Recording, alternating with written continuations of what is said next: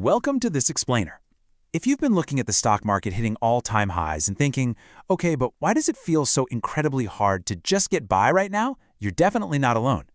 Today, we're going to map out exactly how the economic pain from the 2008 financial crash didn't actually disappear, it just evolved into the really complex affordability crisis we're all living through today. Remember this? Back in 2011, "We are the 99%" became this absolutely iconic slogan. It perfectly captured this massive collective frustration that Wall Street got bailed out while everyday working families just got sold out. Today, the crisis looks a bit different on the surface, but as we'll see in the data, that underlying disconnect is surprisingly similar. Okay, to make sense of all this, we're going to break this explainer down into a few key areas.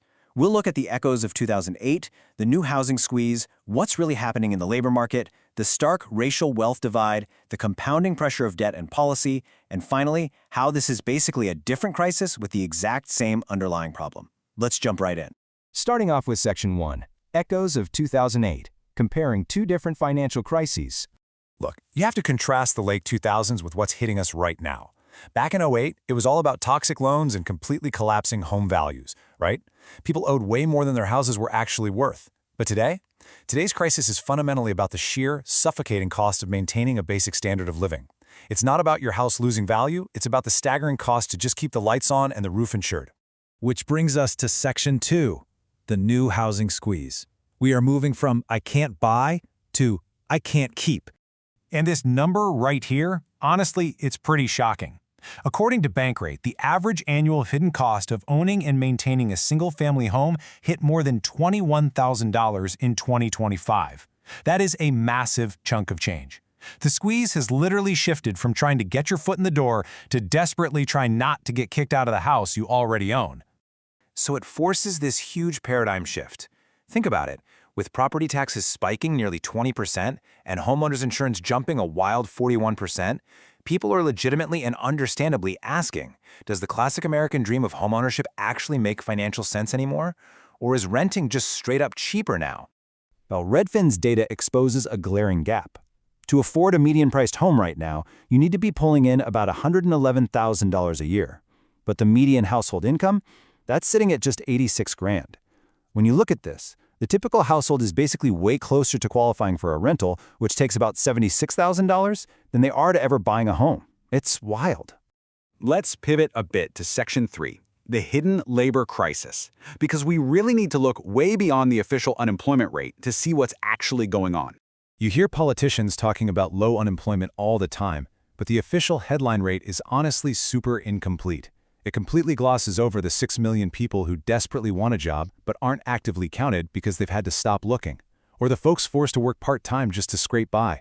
So when people say, hey, the economy feels way worse than the numbers say, this data right here, this is exactly why. And it gets more intense. Challenger reported over 60,000 job cuts in March 2026 alone. Now, the crazy part? A full 25% of those cuts were directly blamed on artificial intelligence displacement.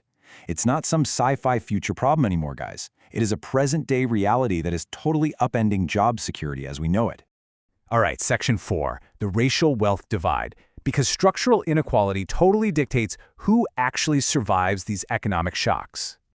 This is where history really catches up with us. Rooted in decades of systemic disparities in housing and income, Federal Reserve data from 2022 shows something pretty stark.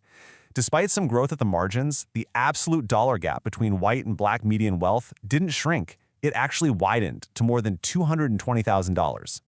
To put that in perspective, the typical black family held only about 16 cents for every dollar of typical white family wealth. That's roughly a 10-to-1 gap. So why does this matter today?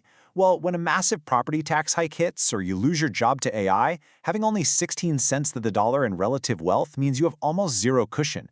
It pushes families much faster into unsecured debt or worse, total financial ruin. And that lack of a wealth cushion is being severely compounded by what we're seeing in the labor market. Just looking at 2025, the data is rough. We saw intense job losses, including 319,000 jobs lost by black women in just a few short months. Overall, the Center for Economic and Policy Research estimated a staggering 1.8 million jobs deficit for Black America. That translates to an estimated $87 billion in lost income. Just an absolutely massive hit. Adding fuel to the fire, recent federal policies are actively rolling back diversity, equity, and inclusion initiatives. The source data shows this directly restricts access to economic pipelines. We're talking about slashing federal contracting goals for disadvantaged businesses from 15% all the way down to 5% and cutting hundreds of millions in minority-serving grants. It's literally removing the very pipelines designed to help communities build wealth. Moving on to Section 5, Debt, Bankruptcy, and Policy. Let's look at how all these pressures compound on everyday households. I mean, really think about the sheer combined weight of this stuff. You've got families getting slammed by inflation on groceries, sky-high interest rates, job instability from AI, and exploding housing costs, all at the exact same time. It's like a pressure cooker. When all that happens at once, swiping a credit card isn't about buying a luxury TV anymore. It becomes a literal survival mechanism just to buy groceries and keep the heat on. And eventually, something has to give. U.S. courts reported nearly 592,000 bankruptcy filings in the 12 months ending March 2026. That's an 11.9% spike. Bankruptcy is what we call a lagging indicator, meaning it's the final alarm bell. It tells us that those compounding pressures we just talked about have completely overwhelmed hundreds of thousands of families. Of course, we can't let government policy off the hook here. Policy choices directly dictate how much it costs just to survive every single day. Tariffs, for example, added 3.1% to the prices of core goods by jacking up import costs. Meanwhile, restrictions on things like SNAP and Medicaid are forcing families to pull even more money out of their already empty pockets for basic food and healthcare. This brings us to our final part, Section 6. Different crisis, same problem. We're looking at the evolving divide between asset owners and wage earners. When we map the anxieties of the 2008 Occupy Wall Street era directly onto today, the through line is practically impossible to ignore. The core structural divide was never actually resolved. It just mutated, right? It went from outrage over risky banking bailouts to this modern nightmare of widespread unaffordability, AI taking jobs, and a structural wealth gap that just keeps getting wider and wider. So, the overarching takeaway from all this data is basically this. Top-level economic growth, record stock market highs, and quote-unquote low unemployment, none of that means a thing to you if you are drowning in rising insurance premiums just to keep your house, or maxing out credit cards to cover your utility bills.